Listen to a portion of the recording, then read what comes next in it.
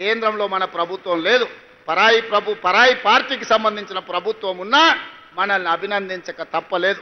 శాంతి భద్రతలకు సంబంధించి దేశం మొత్తం అన్ని రాష్ట్రాలలో పోటీ పెడితే శాంతి భద్రతలు తెలంగాణ రాష్ట్రంలోనే అత్యంత మెరుగ్గా ఉన్నాయి. నెంబర్ 1 శాంతి భద్రతలను కాపాడిన రాష్ట్రంగా తెలంగాణ రాష్ట్రాన్ని ఈరోజు కేంద్ర ప్రభుత్వం ప్రకటించాల్సి వచ్చింది. నిరుద్యోగ సమస్యను పరిష్కరించడంలో దేశంలో ఉన్న అన్ని రాష్ట్రాల పోటీ జరిగింది. నిరుద్యోగ సమస్యని నిర్మూలించడంలో తెలంగాణ రాష్ట్రం నెంబర్ 1 అని కేంద్ర ప్రభుత్వమే నెంబర్ 1 రాష్ట్రంగా తెలంగాణ రాష్ట్రాన్ని ఇవాళ కేంద్ర ప్రభుత్వం ప్రకటించాల్సిన పరిస్థితి వచ్చింది.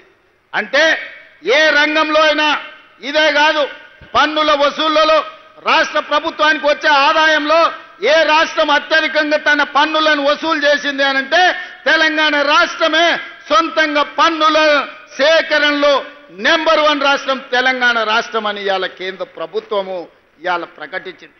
అందుకే మిత్రులారా, పరిపాలన మన చేత కాదని, మన వల్ల కాదని, పాలమూరు జిల్లా వాళ్ళకు పాలన చేత కాదని అవహేళన చేస్తున్న వాళ్లకు ఇదే దీటైన జవాబు.